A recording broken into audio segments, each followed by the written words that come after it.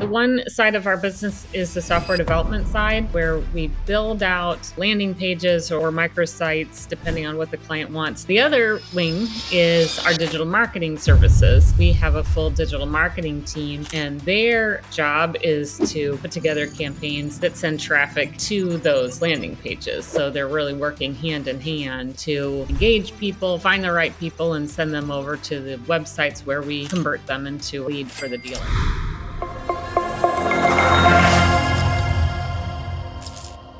In this episode, I'm talking to Stephanie Shreve, CMO of PowerChord, a MarTech software company that helps manufacturers sell through independent dealer networks. We're going to talk about, number one, what it's like to work with clients that make over $5 billion in revenue, companies like Steel and Kohler. Number two, the pros and cons of selling high-ticket machinery directly B2B versus B2B2C. And number three, their number one channel for new client acquisition. We'll also try to figure out things like how much revenue the company makes and how much Stephanie makes as the CMO of the company. And every single time she cannot answer a question, both have to take a shot of hot sauce. Wish me luck, Martians. Hope you enjoy this one. Hello, Martians. Welcome back to another episode of Marketing on Mars. Today, we got the CMO of a company called PowerChord, Stephanie Shreve. She's calling all the way from from Florida, right? Yes, St. Petersburg, Florida. Oh man, I've never been. What's it like over there? Have you been there your entire life? No, I've lived here about 12 years. It's summertime, so it's real hot right now. But yeah. Isn't it getting up to like the mid high 30s right now, like Celsius? Mm-hmm. Yeah. And what's really crazy is the water. I was at the beach this weekend, and I think even the water is hitting like a record temperature. So that's a little crazy. Wow. Yeah. Well, it's perfect that we're having such hot weather. So it's perfect. It's a perfect day for hot sauce, I think. So it's gonna be great. It's gonna be great. Yeah. Yeah, no, I'm really excited to have this conversation, Stephanie. You're the first of this type of company. My understanding is PowerChord. Essentially, you're a MarTech software.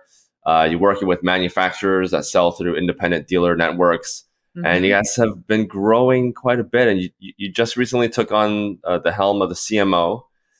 So maybe give us a little background on your life. I know you've been you've been an account director in the past, and then you were official member of the Forbes agency council for a little bit, and then now you're at PowerChord. So maybe give us a little background on your journey and how leading up to your position today at PowerChord. Yeah, sure.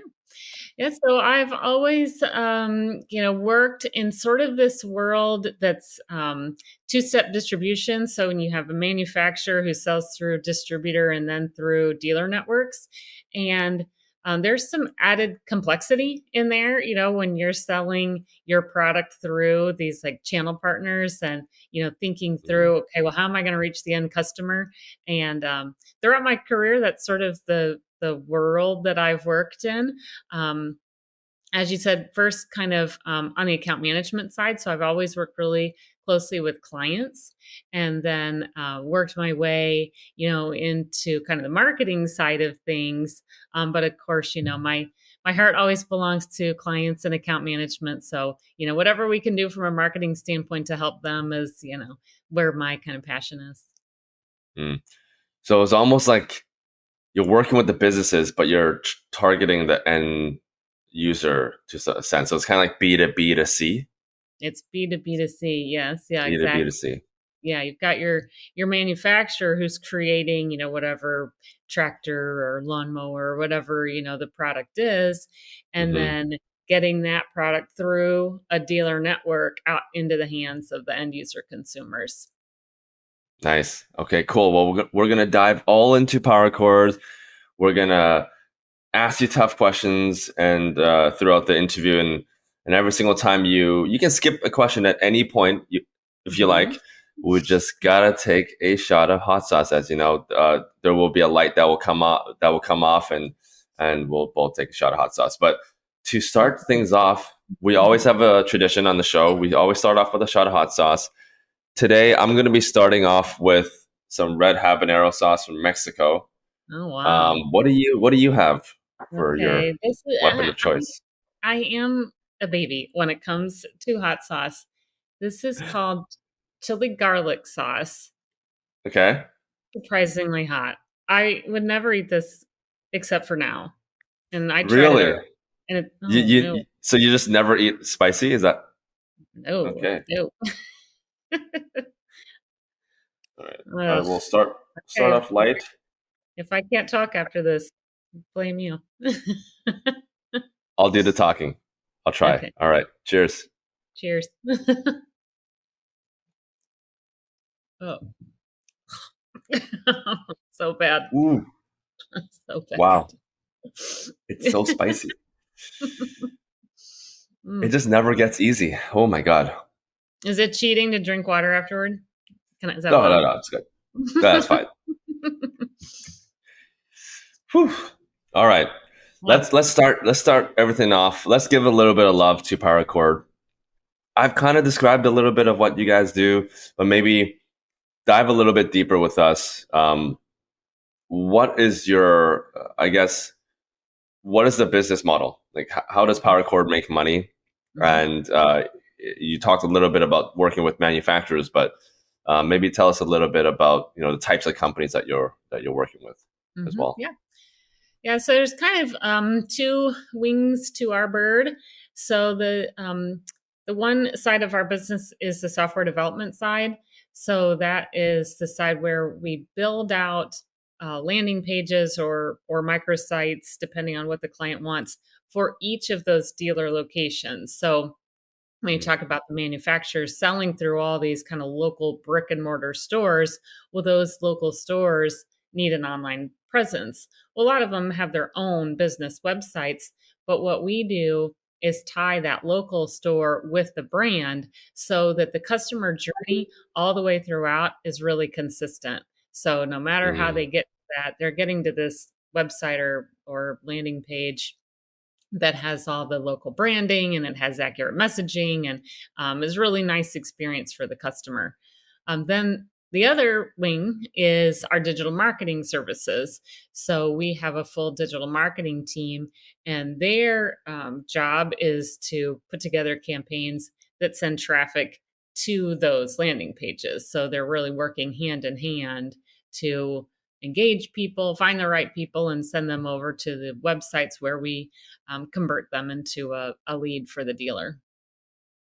nice. Okay, so you work pretty closely with these manufacturers Yeah, that who are your clients to help yeah, them very. succeed. Their Yeah, success is your success. yes, yes, Yeah. exactly. Yeah, very much a strategic partnership. When we work with them, we want to be close partners with them. And how long has PowerChord been around for? And give us a sense of how many companies you guys are working with to date. We were founded in 2001, so we've been around just over 20 years, and Wow. yeah, right now we work with about 30 clients. Okay. Okay. Would you be able to talk about any of the larger companies? Disclose any of the larger companies that you work with? Yeah, sure. First hot sauce question. I'll answer it. Don't make me do any hot sauce. Now, one of our longest standing clients is Steel Outdoor Power Equipment. We've worked Yes. with them for quite a while now, over 10 years, and really enjoy working with them. And they have a very mature distributor model, so they've got distributors around the country who sell through the dealers. So, we work with Steel as a manufacturer and then also their distributors and their dealers.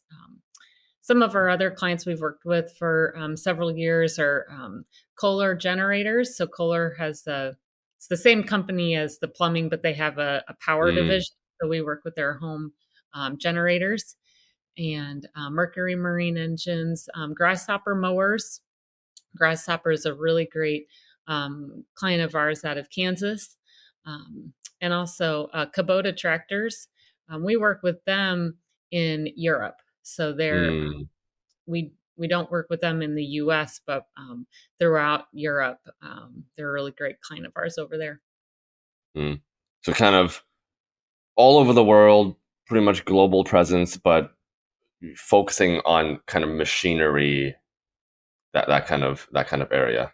Yeah, it does. It does tend to be that manufacturers, especially in outdoor power equipment or big Yeah, durable goods, they tend to sell through dealer networks, and so because right. that's who our niche is and who we provide the most value for, it really does kind of seem like that they go hand in hand. Mm, I see. So let's just get to learn a little bit more about the company, and I'm feeling nervous for you, but some of the questions I want to ask might, I'm feeling nervous for myself. yeah. Like let's try to get a sense of how the size of PowerCore. So we already talked about roughly about 30 clients. Did you guys raise any money at all, or fully bootstrapped? No, we have had one round. We have investment from Ballast Point Ventures. That Okay. was in 2016. Okay, nice. So $10 million investment in 2016. What was the valuation of that investment? That will be a hot I sauce question. think I think yeah, the light is not working. I think the light I is know. not going to work today. I just wondered It's if kind that of flash blinking. the Yeah. All right. All right. So I guess we're doing our first. It second. must have been a. It must have. Oh, second. Oh my God. I'm feeling it already. Is there tequila in this? I think there's tequila in this. All right. Okay. Cheers. Okay. Cheers. Oh, I'm more nervous for you than I am for me. oh, that was so horrible. It is so spicy. I don't remember it being habanero being this spicy. Oh, Whew. I thought habanero was very spicy. Ugh. Yeah, Chill. I like. I'm staring at my Carolina Reaper bottle. I don't know if I can do it today, given Oh. how the habanero is hitting me today. But whew. All right, so you guys raised a little bit of money, so it wasn't fully bootstrapped, and you guys are working with 30 companies right now. Um, uh, let's talk a little bit about your marketing budget. Um, I don't want to ask you this next question because I'm afraid you can't answer it. We'll go to marketing budget first. Okay. With in terms of your marketing spend, Mhm. which areas are you guys predominantly spending in? I have a rough idea because you guys are a B2B company, but maybe share with us what are your top marketing channels right now? Yeah, and that kind of depends on which hat I'm wearing at the time. So there Mm, is my CMO hat where we are, marketing PowerChord as a B2B company, like you said, and that our success there is LinkedIn. We really focus on content marketing, account based marketing. Really focusing on those brands that are showing some sort of intent. They're looking for something to promote their business locally. So that's on our side, when we're kind of doing that B2B marketing. But then, I can put on the other hat, which is, what are we doing for our clients kind of on the B2C side? And right, there, from that perspective, um, paid search just continues to be a really good channel, especially for us, because when you think about being, going through the retailers, that is that sort of end of the funnel type marketing. So people have done their right, research. Now they're kind of looking for where do I buy? And so right, paid search and sort of those intent driven channels work really well for us. right. Yeah, and especially when you're looking to buy these large machinery, I, assuming they're pretty expensive and there's not a whole lot of competition there, right? There's only probably a hand, maybe 5 or 10 to choose from. So if you are there at the time where they're demanding that machinery, you're probably going to win. And paid search is probably one of the best channels for that. Yeah, we always say, if you've got a dollar, put it in paid search first. Yeah, they are generally speaking high consideration products. So, it is a product that people are doing research on, and they're looking, to find exactly what it is that they need and where to get it, because a lot of times you can't just go into a big box store and Yeah. find one of these products. You need to find a Yeah. specialist, and they're looking for an expert, somebody to help them make the right decision. Yeah, for sure.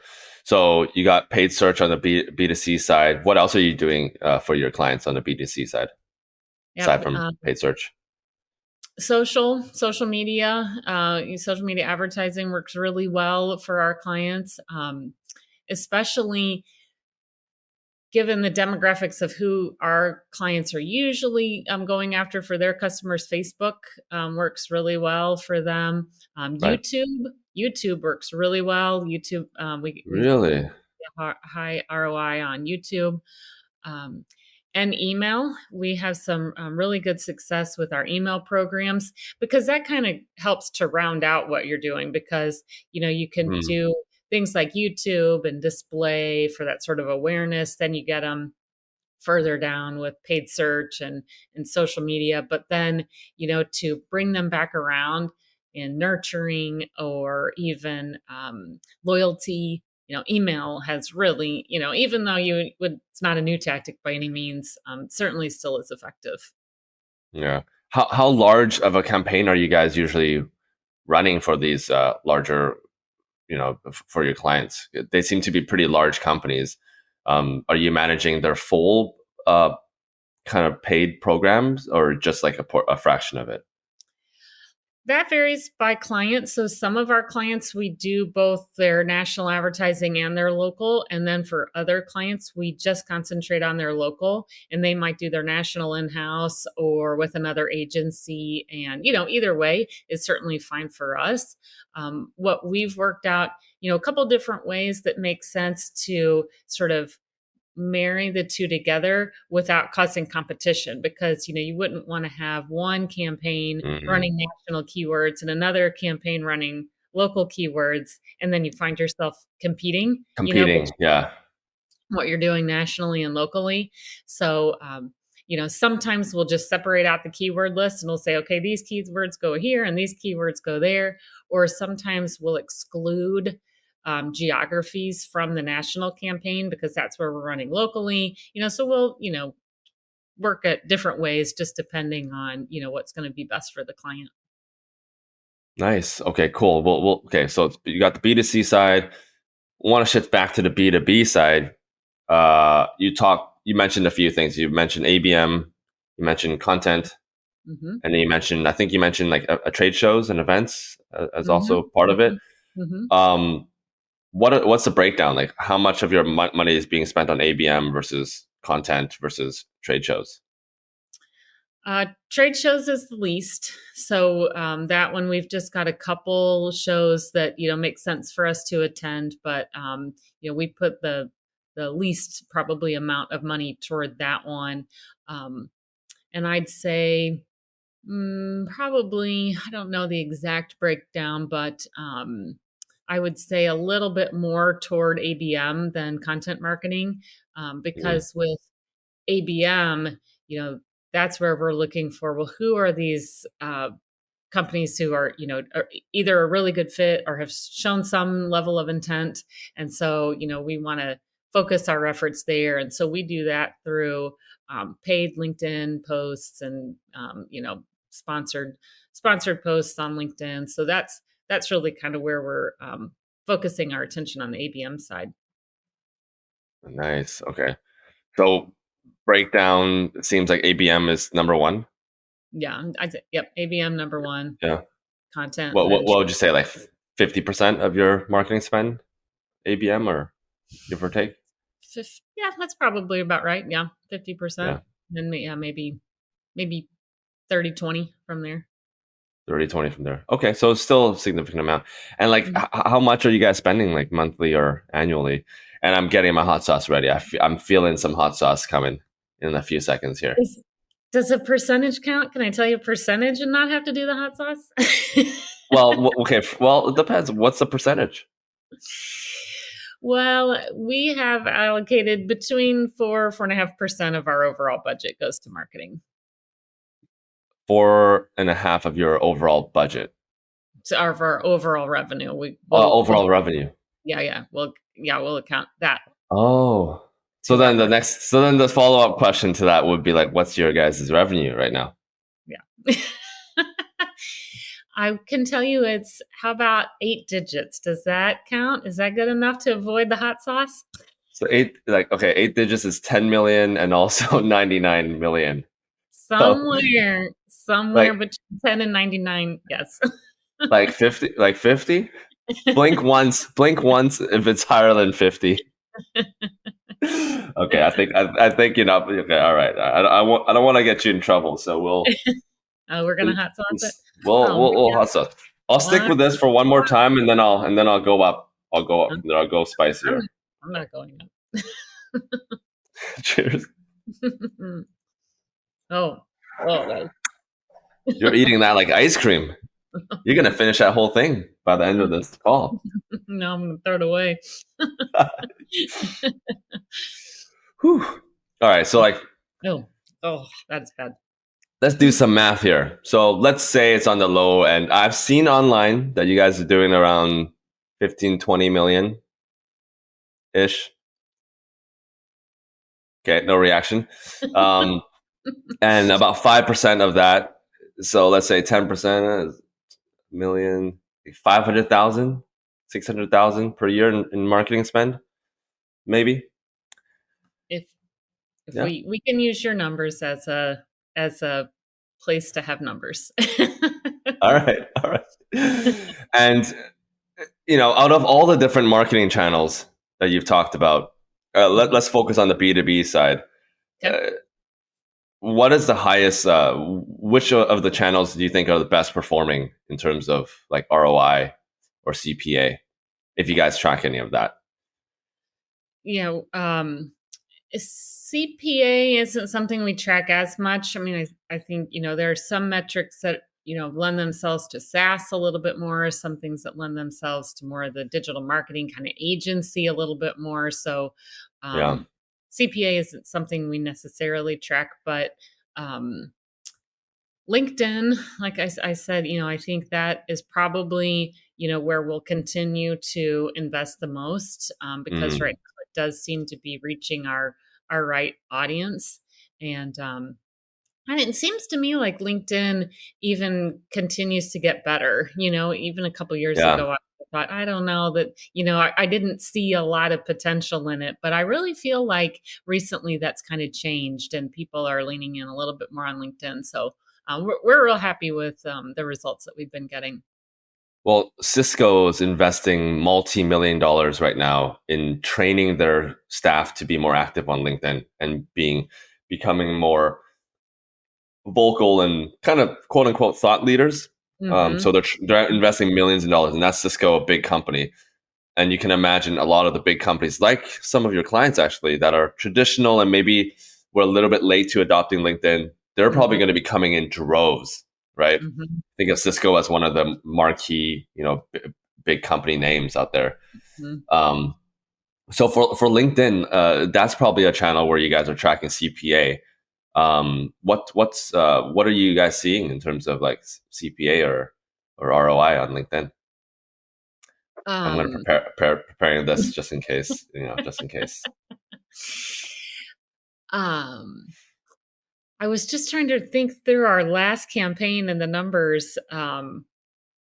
Honestly, I will take the shot of hot sauce because I can't remember. We did beat benchmarks. We did beat benchmarks, which we were real happy with. I, I should If have you looked had at. to guess, if you had to guess, like what would a range be for CPA? In the hundreds, thousands? Um, oh, if I had to guess, yeah, I mean, mm, probably more in the thousands. If I was guessing, but I'd have to do a little homework on that to know for sure. B2B is typically B2B is typically a 1 to 2,000, depending on your industry. Hmm. Um, but yeah, I You know what? I don't see the lights going off, so I think we're safe. Like, I feel think we're really, safe. I feel really safe right now. That was. I feel safe too. I feel safe. I think we're good.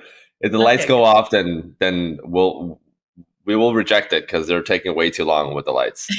Um, Now, okay, so in terms of like what would you say you've worked with so many different clients and like big clients and manage all of their marketing. What would you say is like their biggest were some of your top learnings and what you found on the B2C side, selling these big expensive equipment? Hmm. Yeah, I think, finding the right audience, of course, that's just good marketing, knowing your customer. And I think that our clients have learned who their right customers are over the years. You kind of go into marketing with some assumptions about who you think they are. But then as you get to know the customers even better, I think the hardest thing, and I think this is hard for all marketers, not just manufacturers, but is to think of the customer first, because it's so Mm, easy, especially, as a manufacturer, it's your product, it's your baby, you love that machinery, all the engineering that goes into it. But what does the customer want to hear? What does the exactly. customer care about?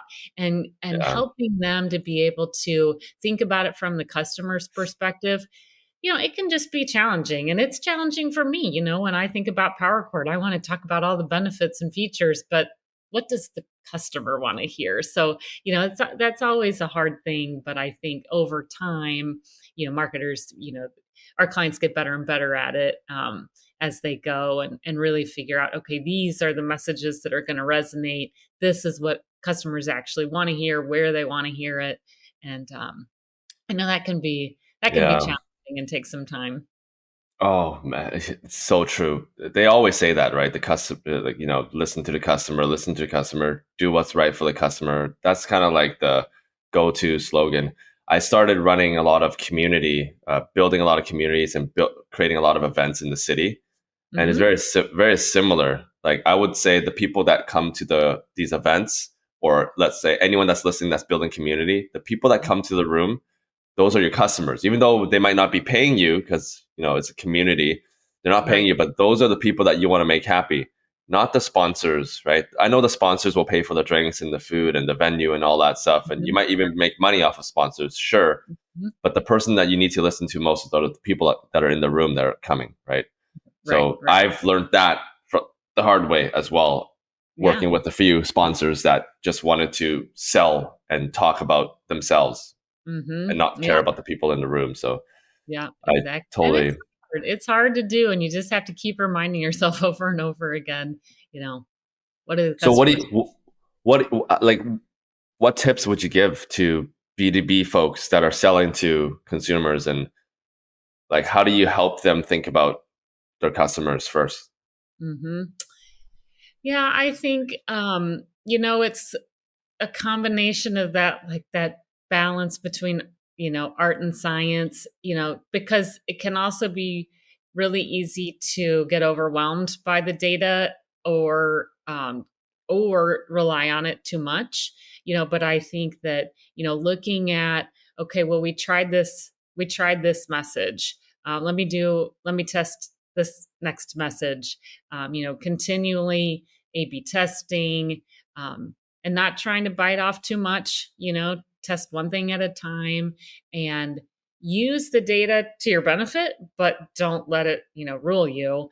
And and then in the messaging, besides just, keeping a close eye on the data, is also eliminating the jargon. And I will say that is also really hard for me to do because I'll go through something I wrote and I'm like, oh gosh, I used Mm-hmm. every marketing word there is, so it's, eliminating that jargon, making it really easy, don't use acronyms that only don't use industry words that make sense to you but might not make sense to the customer. Those are the kinds of things that I think, they're subtle, but they make a big difference in, how the customer receives the message. I've seen a trend. Curious to hear your thoughts of CMOs, especially B2B folks, that are just using like just really going overboard with just dumbing things down, like to Mm, the point where like a 16-year-old. There was actually someone came on the show and they said, if my 16-year-old daughter doesn't understand what this does, then it's probably too complicated. Um, what are your thoughts on that? What have you seen in the industries that you're working with? mhm. Yeah, I think on the B2C side, I'd probably agree with that. On the B2C side, I would say, make it so that, high school high school level education understands it, that you're not going overboard, um, because you don't know, what's gonna resonate with the customer, and you Hmm. don't wanna do something that's gonna be too technical, or just fill it with jargon for no reason. When you can Hmm. make the point easily, then why try to make the point complicated? So, Yeah. I if it's a B2C product, I would definitely say, lean toward that. Lean toward, your 16-year-old. On the B2B side, I think it is a little bit different, because you are talking to somebody who is presumably in your industry. They are, you know, should have some idea of what you're talking about, or you're probably, targeting the wrong people. So I think you can step it up a little bit on the B2B side. But that just goes back to know your customer. How would your customer refer to something? We think about that a lot, because even in Mm. our world, should I call them dealers or retailers or stores or locations, or Oh, what's the that right word? matters. Yeah. What's the right word that's gonna resonate? And so that kinda comes back to that point about knowing your customer. What do they call them? Do they call them dealers or retailers or stores? And so you talk with them and learn, and try to mirror the language that's gonna make sense to them. What's the age, like the ICPs that your clients are trying to sell to for all the That equipment and stuff? Like, is it generally older? Yes, yeah, I'd say it's generally, no younger than 25, and Mm. probably more like 35 to 65, probably. Yeah, I'd say 35. that, yeah, kind of, That's a wide, if you were that's a wide aver range. if you were to average them out. Yeah, because sometimes, if you're talking about a home generator, Yeah. that's a big purchase. That's a little different than maybe if you're talking about a steel chainsaw. That might be a younger person. So it kind of varies based on the client, but Yeah. What would you say is like an average? You're working with 30 clients now. What would you say is like an average contract value for for a customer? are those lights flashing? I had to press it. I had to press it this time. No one's Yeah, we controlling it. The remote is not working. Whoever is back, like the producer, is back there in the storage room. There. Um, yeah. wow, No, you I had had to you press had the myself. producer in the closet. Had to. Yeah. All Okay, right. I am gonna level up to a spicier habanero, different one, and I'm not leveling up. you would hate me if I let you try my hot sauce. You would Oh, not be yeah, no, happy. I don't think I'd survive it. Cheers. Cheers. Oh. Ugh. Oh, Oh. that is not fun. Woo. You don't even take a drink of water afterwards. How's this possible? Oh, there I we go. do Yeah. while you're talking. Oh, I feel better now. Okay, good. Usually. By the way, have you seen Barbie yet? Yes. What are your thoughts? I liked it. I thought it was cute. I was there with my mom and my sister, my two daughters and my niece, so we made a whole thing and wore pink, and yeah, I thought it Oh, was really cute. Yeah. did you grow up? Did you grow up playing Barbies or? I Not as had a much. Barbie, but I wasn't really so much into Barbie, but my sister was, and that's why I wanted to make sure I saw it with her because, all the she remembered all the costumes and everything that they were wearing, so it was fun to see it with Wow. her 'cause she was really into it, so, yeah, that was fun. No promises yet, but you're hearing it for the first time. You and everyone. We might have the person who marketed the Barbie doll for 17 years come on to the show Oh, wow. as a guest. So Oh, that wow. we're talking to them. We've agreed on a date, and if it goes through, you guys heard it first on this episode. So Okay. Oh, wow. Wow, would be that'll be some super interesting stories. I am so excited. I haven't seen the movie yet, so Well, you'll have to make sure that happens. yeah, for sure. I'm trying to. It's just always booked out. It's sold out every single time I try to buy a ticket. It's Oh, crazy. I did get the tickets a couple weeks in advance so that I didn't miss it. There you go. You're smarter than me. Um, not a very smart person. Okay, just one last question. I think this is one. Actually, no. I don't know if I'll ask this one. Um, Wanna do any I more want hot to. sauce? Yeah, I don't think I could do. After that one, I don't know if I can do any more. Throw me a softball. You know what? Let's talk a little bit about AI. I mean, I know it's kind of like a just really quickly. It's a dead horse. We don't want to talk too long about it. But are you testing out any tools right now? Yeah, especially on the generative side, I think you know, content, email subject lines, we're using it for some blog copy. Um, but, I think for 80% of what we need, it works pretty well. We seem pretty happy with it. But I do like to give it that 20%, sort of human I human touch. know it's Yeah. so hard. They can't replicate what a human says. No, There's no, just no way. no, no. And Yeah. I think, things like accuracy, I just feel like AI is gonna tell me whatever I wanna hear, and so Mm, I do think, you need that fine-tooth comb of accuracy because we've asked it some questions before and people have come to me and they're like, "Well, ChatGPT said," and I was like, "I don't care." ChatGPT said. Let's find some other sources. So I think it definitely has a place. It's super exciting. We're gonna stay really close to it, of course, like everyone is. yeah. But but yeah, and we definitely are using it. We're on the engineering side, we're using it even for some of kind of like our what we would say like junior code, just to get some things out the door and the senior engineers look it over and goes through our QA. But certainly, that can all help speed things up and make things more efficient, and we're all for that.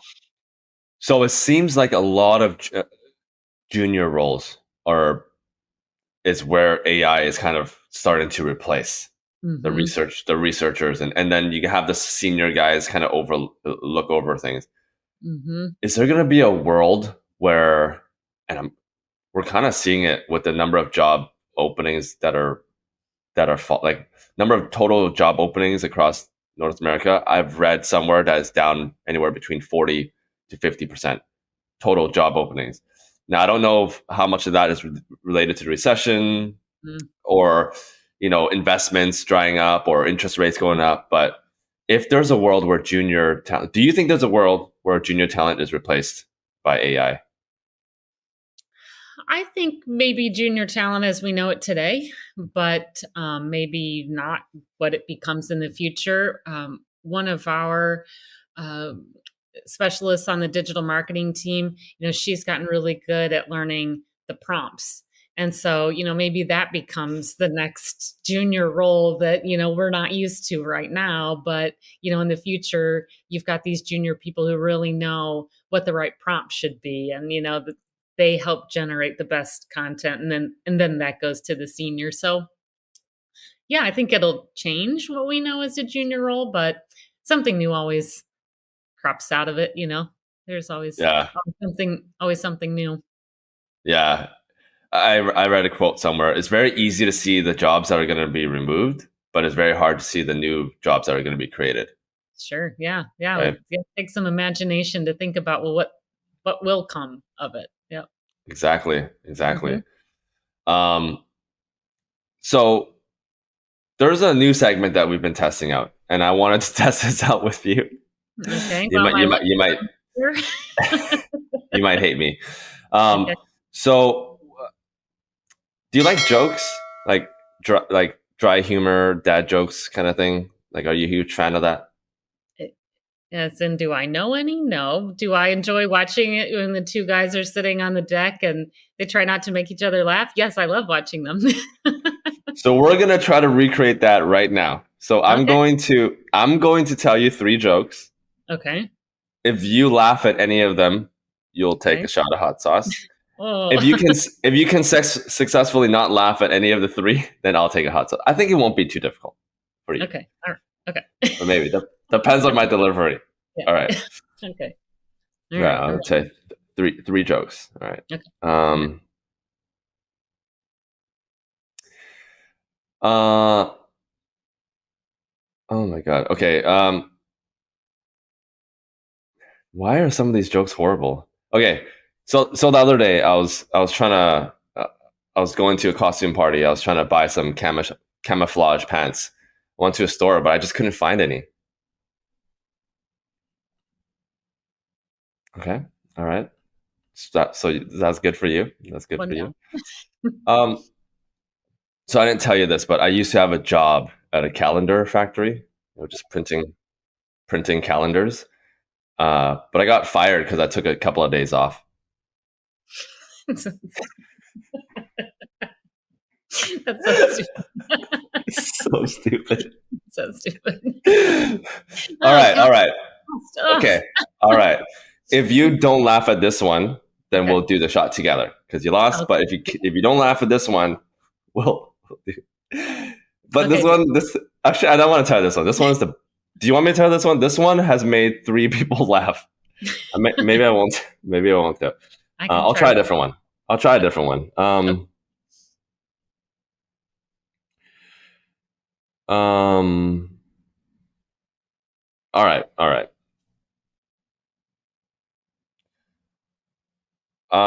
What did one hat say to the other hat? But You stay there. I'll go on ahead. Yeah, that was that was okay. horrible. All right, Thank you we'll for. do it. We'll do this together. Well, yeah, I gave All right. We'll do it together. Okay. do it together. Oh God, I'll do it last on this one. Cheers. All right. Cheers.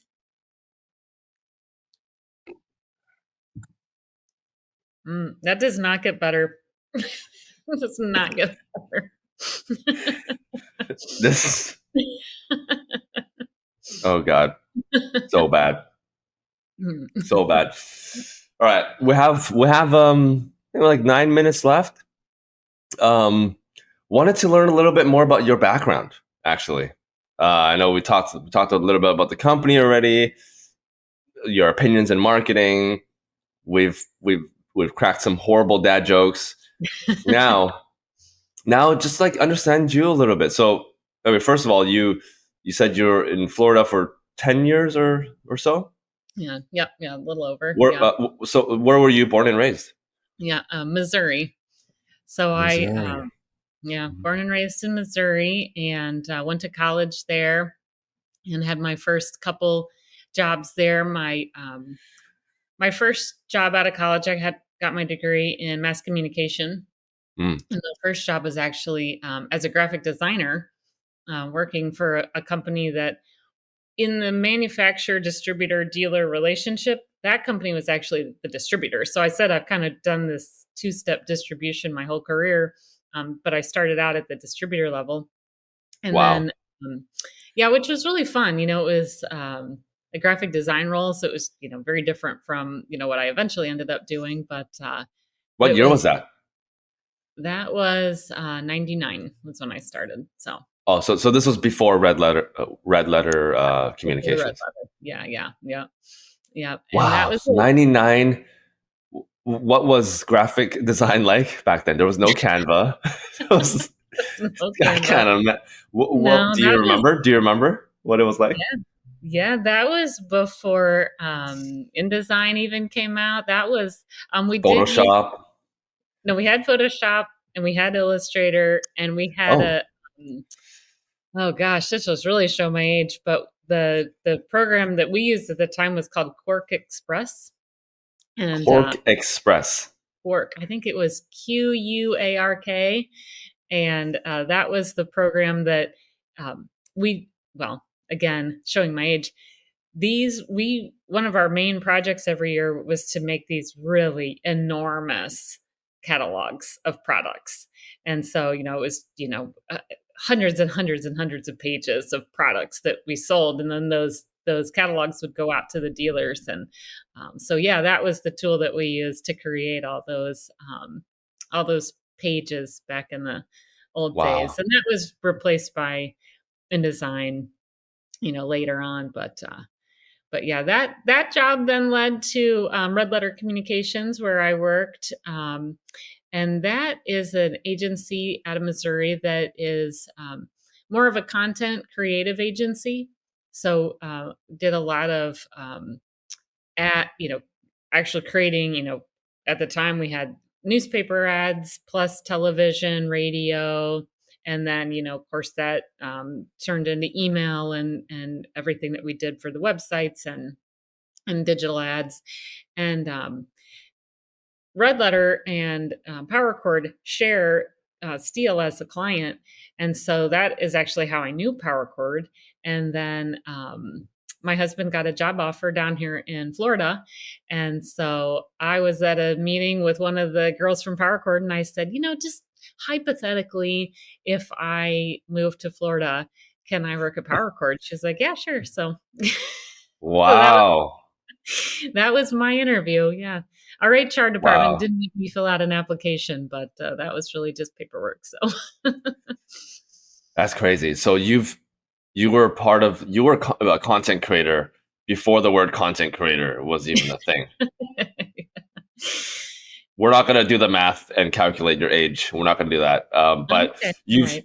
but you've you've seen you've seen from the 90s up to the 2000s, and then now you've seen the revolution of content creation. Now with AI and everything, do you have any predictions on where you think content creation will go from here? Like, you've seen so many changes. This must be one of the biggest changes, by the way, right? AI Oh that you've yeah. seen. I think this period that we're in right now, and we talk about this a lot at PowerChord, this period right now with cookie deprecation, data privacy regulations, with Oh AI, yeah. Oh we are in a period that's super exciting. It's super chaotic, and people will look back on this time period, yeah, as sort of yeah. as a big shift. Just like mobile, that was a big shift. And then you come here to where we are now. This is another big shift. I absolutely think so. The one thing I do worry about with generative AI is that it will just become mediocre. I just Yeah. hope that it doesn't just become there's so much of it, that it just all becomes mediocre. Hopefully there's still some left some standard, for high quality content. I think kind of like how people have almost become numb to advertisements. Generative AI content, maybe over time people will become numb. Like, people, you can almost start to recognize when it's AI produced. You Oh yeah. almost don't want to read it sometimes Mhm. Mhm. because it was produced by someone, a machine that created it in 5 seconds, and just Mhm. lack of authenticity. And I feel a Mhm. lot of people using the word authenticity a lot. Like, everyone wants authenticity Mhm. and just like the real.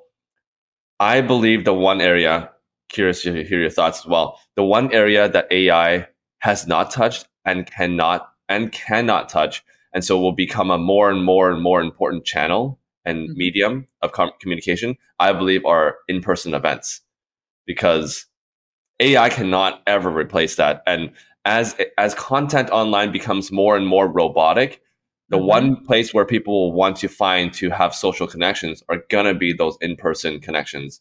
Mhm. So like people that can run community and events for the people and not for sponsors or whatever. I think that's going to be more important. And I've seen that in Vancouver. What are your thoughts in your area and what you're seeing as well? Yeah, I think that's a really good point. I hadn't thought about in-person events as being sort of untouchable, when it comes to AI. But yeah, I think you're right, and I think people are going to keep looking for connections, real connections. And we talk a lot about conversational marketing, and I think that kind of plays along, with the same idea that people are looking for conversations because they're looking for connections, and they want to have that real, like you said, authentic relationship. So yeah, I hadn't thought about in-person events, but yeah, I think that is super interesting to think about that as kind of untouchable by AI. Untouchable. Hmm. Yeah.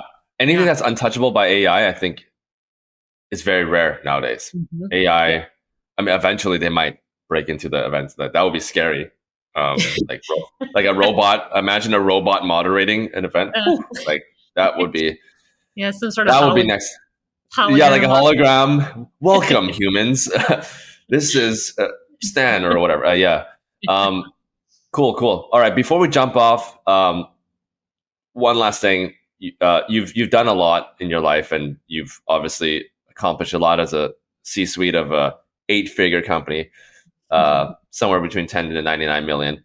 somewhere in Do that you range. have somewhere in that range? Do you have like a mentor or just kind of people that you look up to that you talk to on a regular basis? Like my experience is nobody that gets to the C-suite and founder like that has done a lot in their life ever does it alone.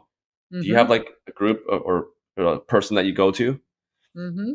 Yeah, I mean, I feel like I've been very fortunate in my career because I've kind of have had that, sort of chain of mentors, so to speak, and people who did give me really great advice over the years. I haven't always been as detail oriented as I should be, or so Mm, they give yeah, me that advice over the years, and it really has served me well. And I will say the CEO of our company right now, Bill Volmuth, he is great.